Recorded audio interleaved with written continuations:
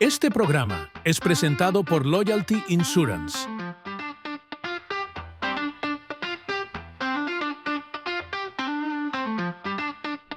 Hola, el secretario de Estado Marco Rubio ha hecho unas declaraciones que al parecer tienen en jaque y muy preocupadas a las altas figuras de la nomenclatura de la dictadura en Cuba. Han tenido que sacar a un vocero de esa dictadura en la televisión cubana para alertar a los habitantes de la isla lo que ellos consideran las supuestas y peligrosas implicaciones de estas declaraciones del secretario Rubio. Todo esto y mucho más agravado, todavía más, evidentemente, después del fulminante ataque de Estados Unidos y también la rápida captura del dictador venezolano Nicolás Maduro. Soy Rolando Nápoles y esto es Hoy en Cuba, aquí en Univista TV. Rubio agregó: si yo viviera en La Habana y trabajara en el gobierno, estaría preocupado. La fulminante captura de su estrecho aliado, el dictador venezolano Nicolás Maduro, parece tener en ascuas a la dictadura cubana. Ahora, además, después de que la administración Trump dijera que Cuba era un estado fallido, una declaración a la que sin dudas parece también temer La Habana. Pero déjeme decirle que lo peligroso de las recientes declaraciones es que vuelven a afirmar que Cuba es un estado fallido. Y sabemos bien de cerca, que ese puede ser un argumento para algo más peligroso, la mal llamada intervención humanitaria, que sabemos que de humanitaria tiene poco y sí mucho de bombas y anexionismo. En la historia de Estados Unidos jamás, escúchelo bien claro, jamás una intervención humanitaria estadounidense ha sido para sumar libertades, democracia y buen vivir. Todo lo contrario, ha conllevado el asesinato de miles, la muerte de otros tantos por enfermedades, hambre y miseria. Los que hoy se atreven gozosos y oportunistamente a reclamar un ataque contra Cuba, en su mayoría están fuera de nuestro país. Esos nos hablan de cobardía y sumisión al imperio. Las declaraciones de uno de los voceros del régimen alertando sobre una posible intervención humanitaria en Cuba, decretada por Estados Unidos, ocurre en momentos en que la administración Trump exigió a Delcy Rodríguez que Venezuela deberá cumplir precisamente con finalizar sus relaciones con Cuba, China, Rusia e Irán, antes de que compañías estadounidenses extraigan y comercialicen el petróleo venezolano, según revelaron a la cadena ABC funcionarios norteamericanos, algo que podría complicar mucho más la severa crisis energética en la isla. Cubans, mostly Cubans, but many killed, and they knew we were coming, and they were protected, and our guys weren't. You know, our guys are jumping out of helicopters, and you're not protected, and they were. But it was so brilliant. The electricity for almost the entire country was, boom, turned off. That's when they knew there was a problem. There was no electricity.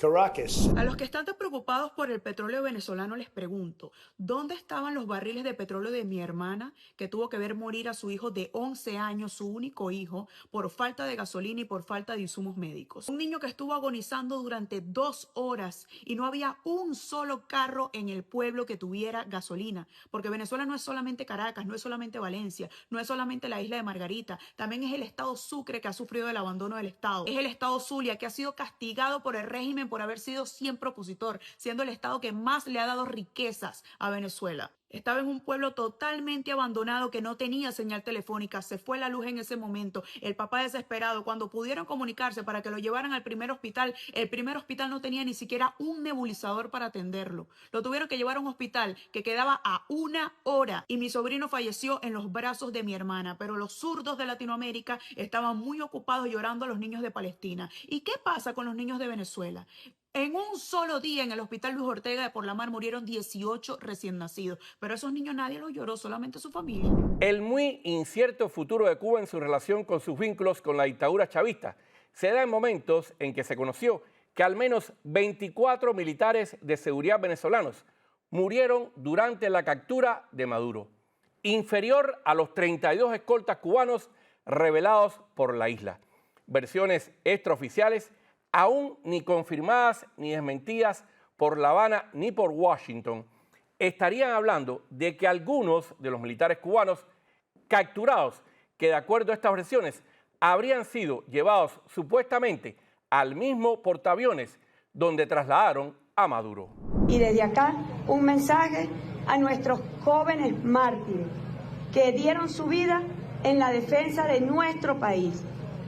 Jóvenes mártires, he tomado la decisión de decretar un duelo de 7 días en honor y gloria a los jóvenes, mujeres, hombres que murieron, que ofrendaron su vida defendiendo a Venezuela, defendiendo al presidente Nicolás Maduro. Para ellos nuestro reconocimiento. Me ha perforado el alma las imágenes de los cuerpos inertes, pero yo sé que ellos se martirizaron por valores supremos de esta gente. ¿De qué soberanía me están hablando cuando 32 militares cubanos fueron asesinados en la incursión de Estados Unidos? ¿Qué hacían militares cubanos en las filas de la milicia venezolana? ¿Ustedes tienen una idea de la cantidad de periodistas que han sido perseguidos y encarcelados por estar denunciando eso desde hace muchos años, diciendo que había injerencismo cubano en las filas de los militares venezolanos? Y ahora vienen a llamarnos vendidos. Nosotros no queríamos explosiones, nosotros no queríamos injerencismo extranjero de ninguna forma, y por eso precisamente fuimos a las votaciones el 28 de julio del 2024.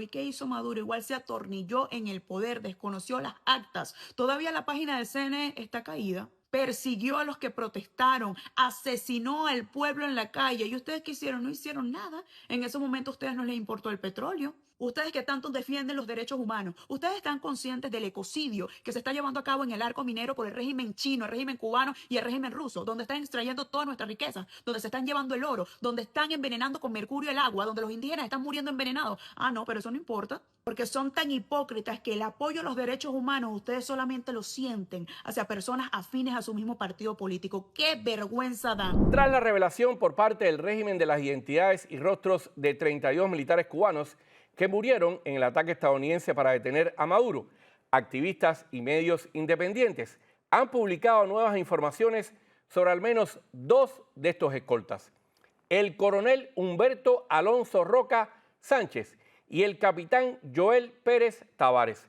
ambos del Ministerio del Interior.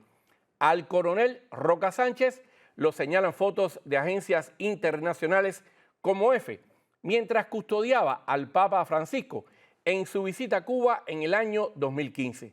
Y también al lado del entonces secretario de Estado John Kerry, cuando visitó la isla para el restablecimiento de relaciones entre Washington y La Habana.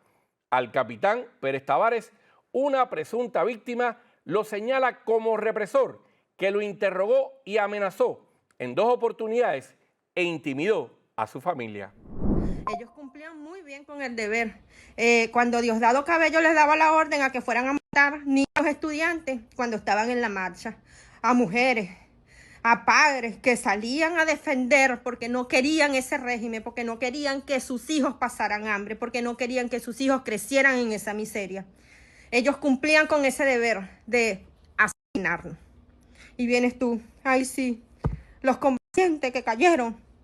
Malaya sea, chicos. Ojalá lo saquen todos con las patas para adelante, ¿vale? Ellos no tenían nada que hacer en mi país. Entonces vienen a estar diciendo, ay, que en los Estados Unidos se quiere robar el petróleo. ¿Y ellos qué hacían allí? ¿Con qué le pagaban? Te pregunto. ¿Qué hacían esos cubanos allí asesinándonos? A mí de vaina no me mató un cubano. De vaina. Fui a marchar. Y gracias a Dios iba pasando un carro lentamente con las ventanas abiertas y me le lancé ese carro porque si no me matan. Y era un maldito cubano. Era un maldito hijo de puta cubano. Ojalá los saquen todos así, mire, con las patitas para adelante. Porque ellos no tenían nada que hacer en mi país. No tienen nada que hacer en mi país. Al régimen cubano le ha salido literalmente el tiro por la culata. Nada de lo que ha acontecido allí ha sido mínimamente favorable para este régimen. En primer lugar porque a Maduro lo capturan vivo, que una de las cosas que va a ocurrir ahora es que va a hablar y va a exponer todos los vínculos de esa maquinaria mafiosa narcoterrorista vinculada a los altos círculos del poder en La Habana. De hecho, la orden que tenía ese anillo de seguridad número 1 para protegerlo era precisamente impedir que lo capturaran vivo. Lo que pasa es que los americanos fueron muy precisos, muy quirúrgicos y muy exitosos, además de inteligentes, y se adelantaron.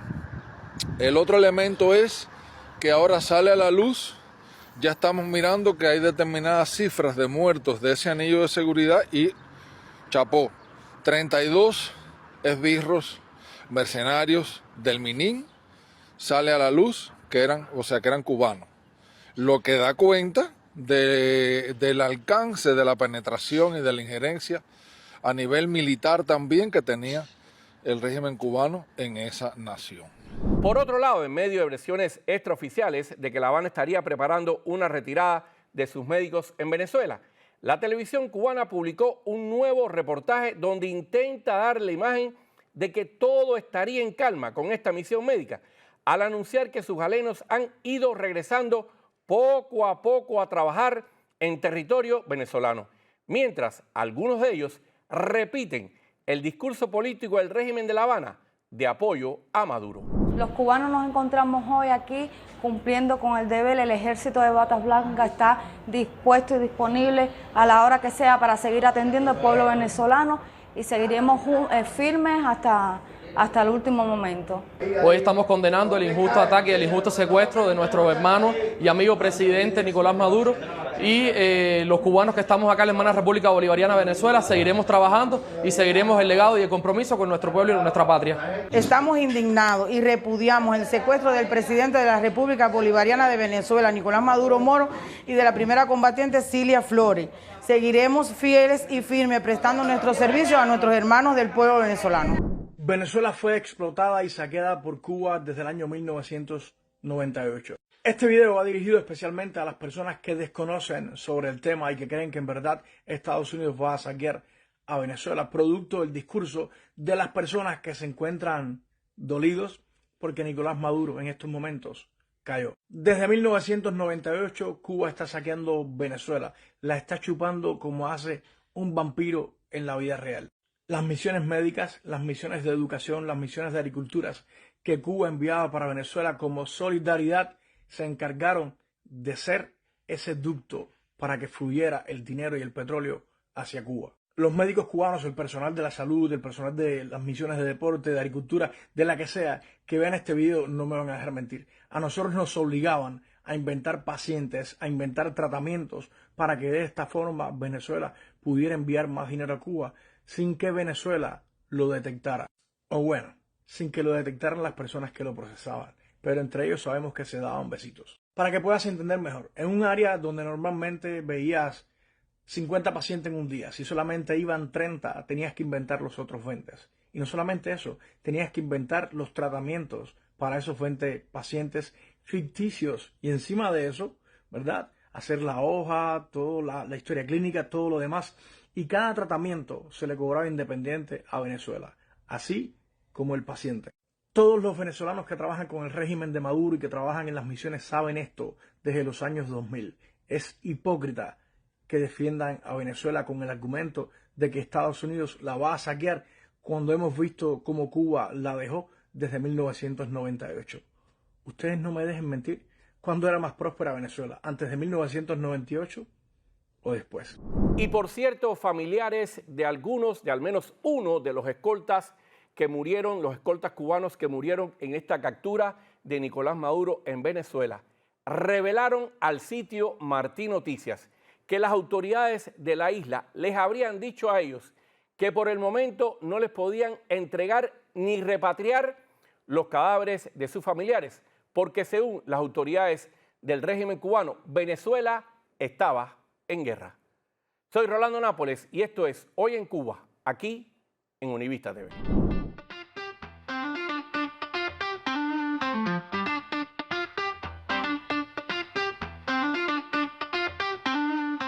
Este programa fue presentado por Loyalty Insurance.